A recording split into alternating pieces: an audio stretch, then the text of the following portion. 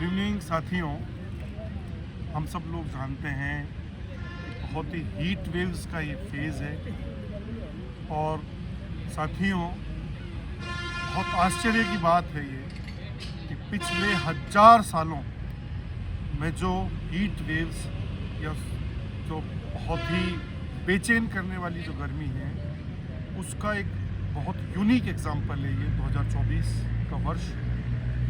हालांकि साथियों मौसम वैज्ञानिकों की बहुत सारी राय हैं। लालीनो अल्नीनो जो पैसिफिक ओशन का जो एक घटना चक्र है उससे भी लोग इसको जोड़ रहे हैं, लेकिन जो मंजर है जो इम्पैक्ट है वो ऐसा लग रहा है कि जैसे कोई एक नया एक्सपीरियंस से लोग गुजर रहे हैं। हम लोग ये भी जानते हैं साथियों कि 50 डिग्री टेम्परेचर की बात होती थी, 52-53 डिग्री तक टेम्परेचर पहुंच चुका है। और अभी शाम को जब हम यहाँ अलवर के नेहरू गार्डन में अपने साथियों मेरे बिल्कुल बाजू में छोटे भाई बहुत ही रिस्पेक्टेड हाजी असद भाई है, वीडियो बनाने वाले हमारे साथी को जो जिम्मेदारी दिए वो शाहिद भाई हैं दीनियात पब्लिक स्कूल जो शेरपुर में चलाते हैं।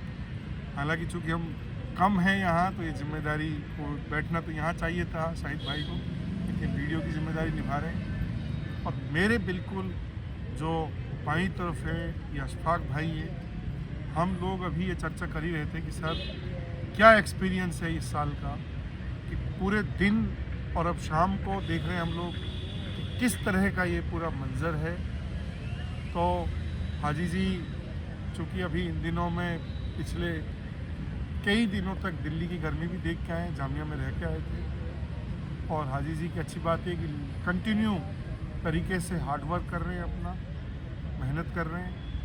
और अगर हम दोनों भाइयों की बात करें तो अशफाक भाई अपने स्कूल का वर्क कर रहे हैं। इस साल चूँकि नया सेशन है इनके लिए ये, लेकिन बहुत यूनिक इनके इंस्टीट्यूट की बात है कि असरी और दीनी दोनों के कॉम्बिनेशन का इदारा है, इसलिए उस चैलेंज को ध्यान में रखकर रेजिडेंशियल स्कूल का वर्क ही कर रहे हैं किशनगढ़ के इलाके में। और हमारे जो साथी जो वीडियो बना रहे हैं शाहिद भाई, उनका अपना एक रेगुलर स्कूल है दीनियात पब्लिक स्कूल के नाम से।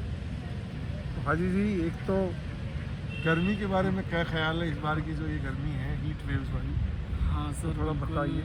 इसमें तो आपने ही बता दिया, क्योंकि इस वक्त ऐसा लग रहा है कि एक आग की सी लपट है। पता नहीं क्या माहौल है, किस तरीके से ये हो रहा है, आपने साइंटिफिक तरीके से ये बताया। मैं चूँकि दिल्ली की गर्मी देख कर आया हूँ सर, मुझे लग रहा है कि दिल्ली में ज़्यादा गर्मी है, क्योंकि वहाँ तो ट्रांसपोर्ट का भी हो सकता है, वहाँ पर गैदरिंग का भी हो सकता है, और आप बता रहे थे कि वहाँ की तो सारी चीज़ें हाई होती हैं। तो इस गर्मी को लेके तो सब परेशान हैं, और बल्कि मैं तो ये कहूँगा कि इस गर्मी के मौसम में अपनी सेल्फ सेफ्टी करें और ज़्यादा से ज़्यादा अंदर रहें, पानी का ज़्यादा यूज़ करें, और जो नेचुरल चीज़ें हैं उन सब में अपने आप को आगे लाएँ, पेड़ लगाएँ। और लोगों को, मैं तो बल्कि दिन में आज ये सोच रहा था, आपकी वीडियो सुनी मैंने परिंदों के ताल्लुक़ से कि भाई पशु पक्षी जो हैं जो बिल्कुल हमारे ताबे हैं, उनके लिए भी हमें बहुत कुछ करना चाहिए। बल्कि कितने ऐसे इंसान भी हैं जो गरीब हैं या फिर बेचारे नादार और लाचार हैं जिनके पास अभी चीज़ें नहीं हैं, हम तलाश कर उनकी मदद भी कर सकते हैं। बल्कि अपनी ज़ाती सेल्फ सेफ्टी तो इतनी ज़रूरी है कि गर्मी के जो उसूल हैं, बचने के जो उपाय हैं, उनसे हमें बचना चाहिए। सर गर्मी से बिल्कुल हालत ख़राब हुई पड़ी है। यूँ मान लो पूरे दिन पसीना ही नहीं सूखता है, मतलब ये लगता है कि नहा लिए कई बार हम। मैं कई बार कपड़ों को बदलता हूँ, आप लोग बदलते होंगे माशाल्लाह, तो उससे ये लगता है कि यार कितनी गर्मी है, कितना, मैंने तो अपनी लाइफ में इतनी ज़्यादा गर्मी देखी नहीं। बहुत बहुत शुक्रिया असद भाई, ये बिल्कुल सही बतला रहे साथियों। दिल्ली जो कि देश की राजधानी है, वहाँ की टोपोग्राफी की अगर बात करें तो वहाँ बहुत एक्सट्रीम पे गर्मी, एक्सट्रीम पे वहाँ बहुत ठंड होती है, और बारिश की बात करें तो कब बरस जाए पता ही नहीं चलता। राजस्थान का जो भौगोलिक पूरा परिवेश है, यहाँ की जो टोपोग्राफी है वो भी इस तरह की है, चूँकि डिज़र्ट का इलाका है, तो यहाँ भी कोई हीट वेव्स की कोई कमी नहीं है। हम उसको रोज़ फेस कर रहे हैं, बल्कि 7/24 हम फेस कर रहे हैं उसको। तो अब बगल में जो मेरे छोटे भाई अशफाक भाई, वो अपने तासुरात थोड़ा शेयर करें। गुड इवनिंग दोस्तों, बताने की ज़रूरत नहीं है कि गर्मी कितनी है, आप सब लोग देख रहे हैं और महसूस कर रहे हैं, झेल रहे हैं। बस इतना ही कहूँगा, अपनी खुद की सेफ्टी रखें। और दूसरी चीज़ है, चूँकि सीज़न है शादियों का, तो बहुत सारे लोग इस चीज़ का भी ध्यान रखें, बहुत ज़्यादा खाने पे जोर ना दें, क्योंकि ये खाना दोबारा भी मिल सकता है लेकिन सेहत दोबारा नहीं मिलेगी। अगर एक बार ख़राब हुआ, सेहत ख़राब होने के बाद में बहुत आपको नुकसान भी झेलना पड़ सकता है। दूसरी चीज़ें, जैसे हम देखते हैं आजकल शादी ब्याहों में एक चलन चल रहा है, ट्रेडिशन बना हुआ है कि इस गाड़ियों के ऊपर जाते हैं और बहुत सारी चीज़ें, अनावश्यक चीज़ें करते हैं। उन चीज़ों से परहेज़ रखें, ख़ास तौर पे जो यंग लड़के हैं, और अनावश्यक बाहर बिल्कुल ना घूमें। कोई इमरजेंसी काम है तो ही जाएं, वरना तो या तो अर्ली मॉर्निंग करें या इवनिंग में अपने कामों को करें, क्योंकि एक छोटी सी गलती बहुत बड़ा नुकसान बन सकती है। दोस्तों, अपनी ध्यान रखें, क्योंकि आप देख रहे हैं सोशल मीडिया के माध्यम से, अखबार के माध्यम से, न्यूज़ों के माध्यम से कि लू की चपेट में आने से बहुत सारी डेथें भी हो चुकी हैं। तो इस वजह से अपना ध्यान रखें। बहुत शुक्रिया। बहुत बहुत शुक्रिया अशफाक भाई। अशफाक भाई ने बहुत प्यारी बात ये कही कि अपनी हेल्थ को प्रायोरिटी पर रखें। एक बात और उन्होंने ध्यान दिलाई कि सर, चूँकि इन दिनों में इस हमारे ख़ास तौर पर मेवात के इलाके में शादी ब्याह का सीज़न भी है, हीट वेव्स अपनी जगह है लेकिन वो भी चल रहा है, और उसमें भी जिस तरह की उस शाही चढ़ाइयों की मान लीजिए या उस सफ़र को मान लीजिए, तो जो खुली हुई जो गाड़ियां हैं उसमें बहुत ही पता नहीं ध्यान है या उस लग्जरी लाइफ को ध्यान में रखकर लोग खुली जीपों में, खुली कारों में जिस तरह से चल रहे हैं, वो लू के चपेट की बात भी हुई थी, उसका ज़रूर ध्यान रखना चाहिए। लाइफ बहुत इम्पोर्टेंट है, ये बिल्कुल ध्यान रखना चाहिए। एक बात और हाजी जी ने भी जोड़ी थी कि सर, चूँकि इंसान पर जो बीत रही है, हमें ये भी ध्यान रखना है कि परिंदों और जानवरों पर भी बीत रही होगी, तो बिल्कुल हमें उनके पानी, उनके लिए जो एज पॉसिबल हम कर सकते हैं हमें करना चाहिए। चाहे परिंदों की बात करें, साथियों पुराने दौर में तो गांव देहात के इलाके में चाहे जोहड़ की बात कर लें, चाहे कुओं की बात कर लें, या और दूसरे तरीके से नेचुरल रिसोर्सेज थे पानी के, वो हुआ करते थे तो उनकी आपूर्ति हो जाती थी। चूँकि इन दिनों में हमने नॉट ओनली अपने वो जोहड़ और जो ट्रेडिशनल मेथड्स थे पानी के, वाटर सप्लाई के, उनको इस डेवलपमेंट के मोड में, अंधी दौड़ में हमने लगभग सब उनको नष्ट प्राय कर दिया है, नंबर एक तो। नंबर दो, साथियों, हम लोग ये भी जानते हैं कि वाटर क्राइसिस बढ़ा भी है इन दिनों में, तो चाहे परिंदों के माध्यम से या किसी भी माध्यम से हमें उन पशु पक्षियों को पानी मिल जाए, ज़िंदगी बचाने के लिए व्यवस्था हो जाए, हमें एज पॉसिबल वो प्रयास करने चाहिए। दूसरा साथियों, चूँकि हाजी जी ने बताया था कि सर, जो पेड़ हैं वो एक बहुत बड़ा माध्यम है इस इकोसिस्टम को सस्टेन कराने के लिए, मेंटेन कराने के लिए, तो हमें पेड़ लगाना चाहिए। ये बात भी सही है कि पेड़ लगाना अपना आप में एक बहुत बड़ा सदका है। एक अभी डेटा आया था कि कहीं लगभग 500 जो वर्ग मीटर का कोई क्षेत्र था, उसमें जो पेड़ों का बगीचा था वहाँ 3.5 डिग्री सेल्सियस टेम्परेचर कम मिला। तो इसको एक केस स्टडी मानकर हमें ज़रूर पेड़ लगाने चाहिए, ये मिशन बनाना चाहिए। जब सीज़न आएगा बारिश का, तो हाजी जी और इशफाक भाई के बहुत ही शानदार इनके तासुरात थे। चूँकि शाहिद भाई तो अपना वीडियो बना रहे हैं तो उनकी बातें कोशिश करेंगे कि हम ही शेयर करें। हाजी जी, एक बात और अभी इन दिनों में, चूँकि मेवात में हाजी जी ट्रेडिशन के नाम से मान लीजिए, रस्मों रिवाजों के नाम से मान लीजिए, या चलन मान लीजिए कि बहुत महंगी तरीन लाइफ स्टाइल हो गई है। और चूँकि इन दिनों में हम ये भी देख रहे हैं कि बहुत सारे, अगर स्कूल्स की बात करें, बोर्ड्स की बात करें, तो रिजल्ट्स आ रहे हैं कंटिन्यू रूप में, लेकिन चूँकि मेवात तालीमी, सामाजिक और इकोनॉमिकली एक बैकवर्ड रीजन है। एक बात और अभी शाहिद भाई और अशफाक भाई बता रहे थे कि सर, बच्चियों की अगर बात करें तो जहाँ ड्रॉप आउट रेट उनका ज़्यादा होता था पहले, आज से 15-20 साल पहले, जहाँ स्कूलों में फर्स्ट एंट्री भी कम होती थी, लेकिन इन दिनों में इतने शॉर्ट टाइम में मेल्स के सापेक्ष उनके रिजल्ट्स बेहतर रहे हैं, बेहतर हो रहे हैं। तो फिर ऐसे ज़माने में, जहाँ ऐसे इलाके में जहाँ तालीम को लोग टॉप प्रायोरिटी पे नहीं रखते, उसके बावजूद हमारे बच्चे बेहतर कर रहे हैं और बेहतर करें, इसके लिए क्या करना चाहिए हाजी?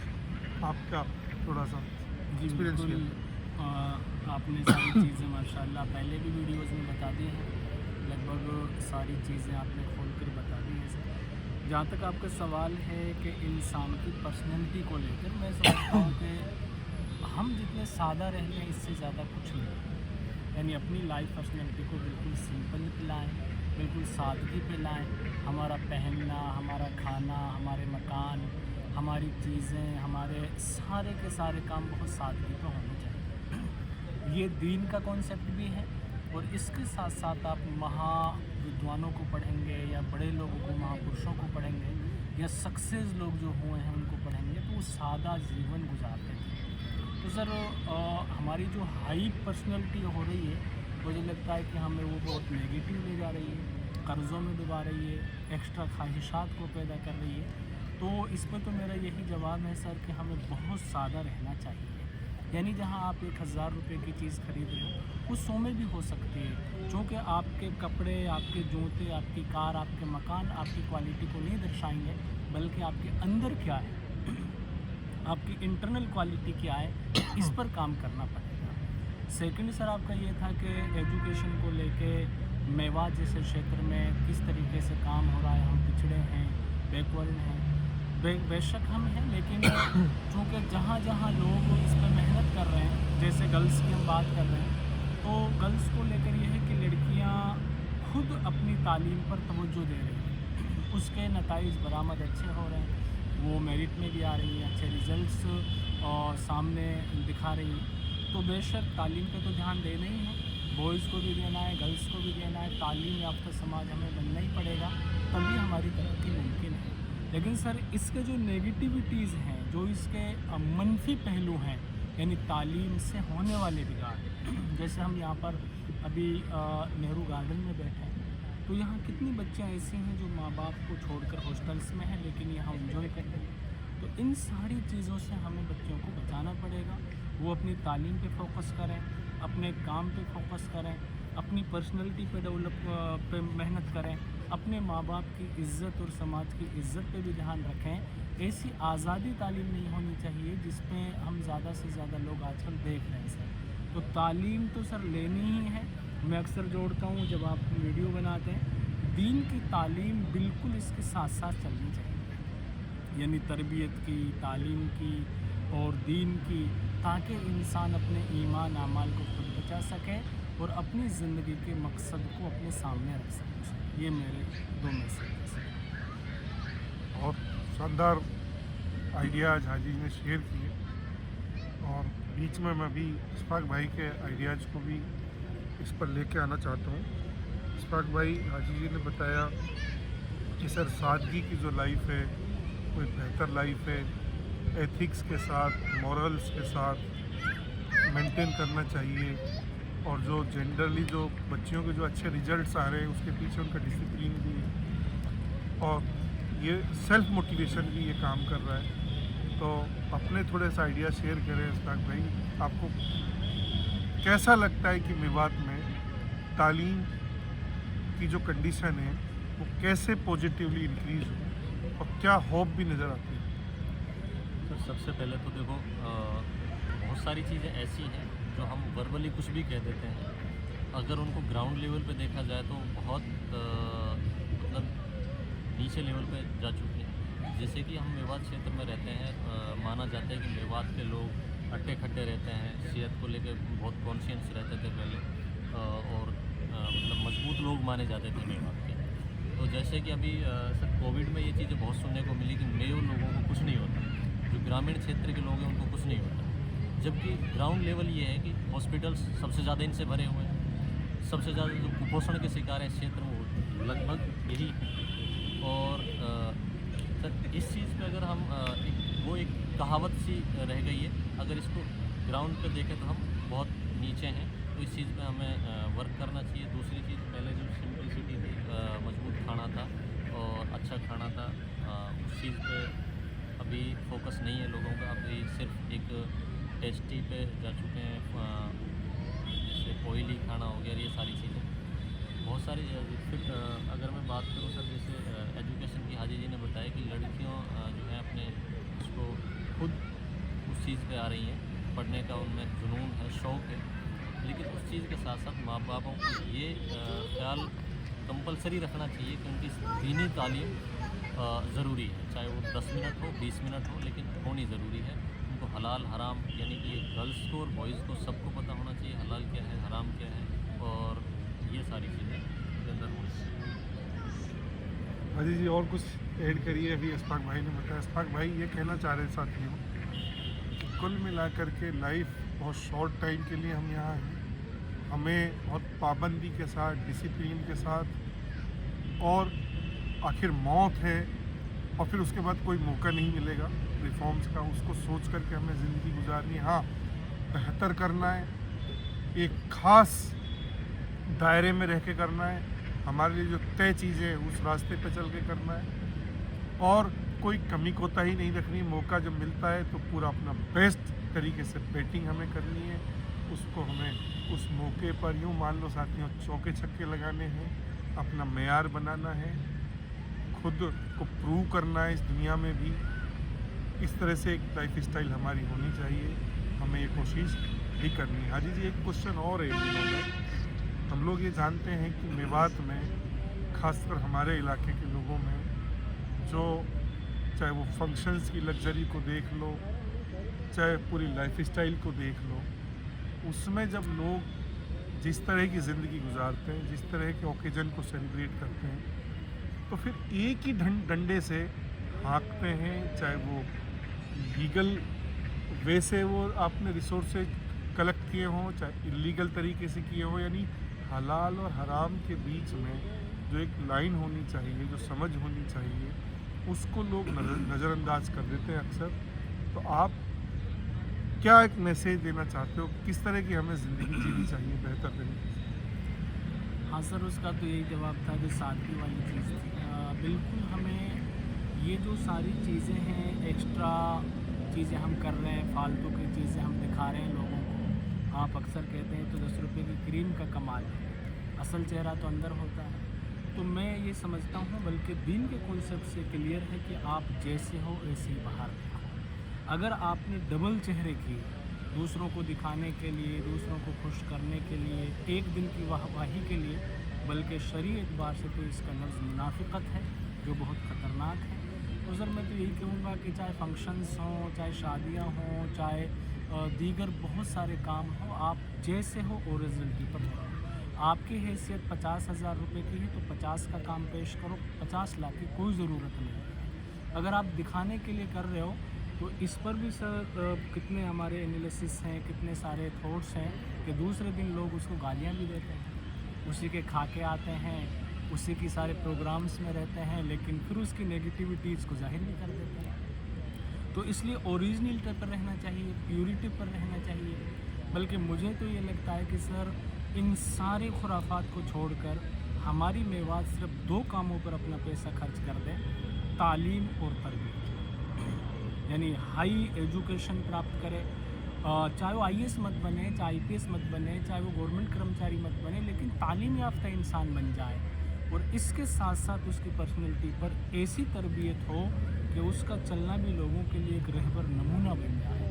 तो इसके लिए आदमी अगर वर्क करेगा तो उसके लिए कुर्बानियाँ देनी पड़ेंगी, अपनी पर्सनैलिटी को थोड़ा नीचे लाकर एक ज़मीनी सतह पे काम करना पड़ेगा।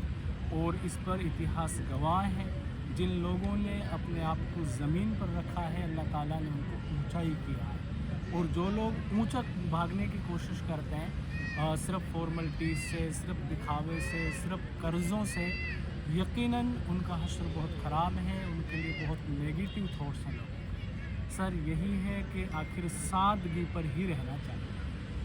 बहुत बहुत शुक्रिया। और ख़ास बात ये आजी जी कि शाहिद भाई तायद कर रहे हैं, और ऐसा उनको फील करा रहे हैं कि काश मैं अभी बीच में बोलूं, चूँकि वीडियो बना रहे हैं तो उनका हम समझ पा रहे हैं कि उनकी लब्बैक है आपकी बात पे।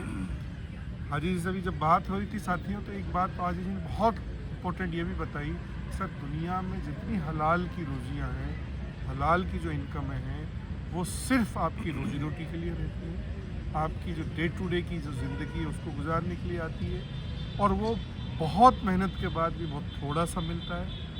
लेकिन हराम की जो रोज़ी है, चूँकि वो बहुत ज़्यादा रहती है, इलीगल तरीके से जो आपके पास आता है, उन दोनों को कभी भी कंपेयर नहीं करना चाहिए। उन दोनों को बिल्कुल अलग अलग तरीके से ही साथियों समझना चाहिए। साथियों, जो हलाल की रोजी कमाने वाले लोग हैं उनको बिल्कुल प्लेटफॉर्म मिले, उनको रिस्पेक्ट मिले, और उनके जो एक सादगी वाली जो लाइफ स्टाइल है, उनके जो सादगी वाले फंक्शंस हैं, उनको हमें अप्रिसिएट करना चाहिए। हाजी जी। और इशफाक भाई, आप भी थोड़ा सा शेयर करें इस पर कि हराम, हलाल और सादगी वाली बात। हाजी जी ने एक और बात जोड़ी कि सर तालीम के साथ यानी इल्म के साथ में तरबियत का निज़ाम भी स्ट्रॉन्ग हो, तो इन दोनों के कॉम्बिनेशन से बहुत ही तारीख़ी पर्सनैलिटियाँ बनती रही हैं, बनती रहेंगी। तो थोड़ा सा शेयर करें आप भी। सर वैसे तो बहुत सारी चीज़ें और बहुत सारी चीज़ें आपने बता दी, लेकिन ये है कि हम सब जान ही रहे हैं बहुत सारी चीज़ों को। इल्म है मगर अमल भी ज़रूरी है। कहते हैं ना, इल्म होना ज़रूरी है, उससे ज़्यादा अमल करना बहुत ज़रूरी है। इसलिए मैं सभी से रिक्वेस्ट करूँगा कि बहुत जिन चीज़ों को हम जान रहे हैं उन पर छोटी छोटी चीज़ों पर अमल करें, और छोटे छोटे बदलाव ही बड़े बदलाव होते हैं, उनसे एक क्रांति पैदा होती है। कभी भी बहुत ज़्यादा बड़ा बदलाव एक साथ नहीं होता, इसलिए छोटे छोटे बदलाव अपने आप में करेंगे तो इंशाल्लाह ये चीज़ें बदल के चलेंगी। शाहिद भाई, बहुत बहुत शुक्रिया। अशफाक भाई ने बहुत प्यारी बात बताई है। आपको शुक्रिया इसलिए अगेन कह रहा हूँ कि आपने बहुत पेशेंस के साथ ये वीडियो बनाया। कुल मिला के साथियों, ये बात सही है कि ये बहुत एक शॉर्ट टाइम की ज़िंदगी है हमारी। हमें इसको ध्यान में रखकर, चूँकि हम लोग यहाँ आए, बहुत लकी हैं हम कि हमें यहाँ भेजा गया है, और फिर जो हम जिस तय रास्ता जो हमें दिया गया है, हमें पूरी तरह से डेडिकेशन के साथ अपनी प्रिपरेशन करनी चाहिए। मौत को ध्यान में रखना चाहिए।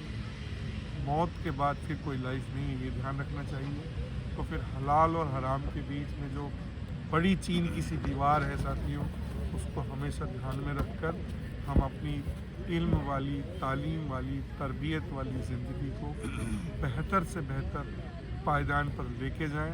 इस तरह के एफर्ट्स हमें करने चाहिए, वो भी सेल्फलेस तरीके से। बहुत बहुत शुक्रिया। सर एक बात याद हो रहा है जी।